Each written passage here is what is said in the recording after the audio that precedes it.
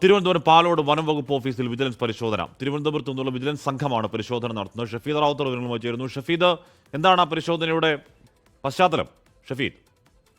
ഹഷ്മി, അതൊരു സംസ്ഥാന വ്യാപക പരിശോധനയാണെന്ന തരത്തിലേക്ക് ചില സൂചനകൾ വരുന്നുണ്ട്. ഈ സംശയമുള്ള ചില വനം വകുപ്പ് ഓഫീസുകളിലാണ് ഇപ്പോൾ വിജിലൻസ് സംഘം പരിശോധന നടത്തുന്നത്. തിരുവനന്തപുരത്ത് പാലോട് വനം വകുപ്പ് ഓഫീസിൽ വിജിലൻസ് പരിശോധന ആരംഭിച്ചിട്ടുണ്ട്.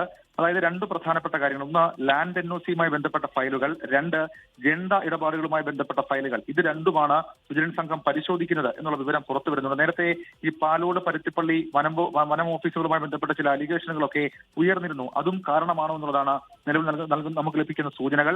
അല്പസമയം മുൻപാണ് തിരുവനന്തപുരത്തു നിന്നുള്ള പ്രത്യേക വിജിലൻസ് സംഘം വനം വകുപ്പിൽ തിരുവനന്തപുരത്തെ രണ്ട് പ്രധാനപ്പെട്ട വനം വകുപ്പ് ഓഫീസ് പാലോടും അതേപോലെ പരുത്തിപ്പള്ളി അടക്കമുള്ള സ്ഥലങ്ങളിലേക്ക് പരിശോധനയ്ക്ക് എത്തിയത്.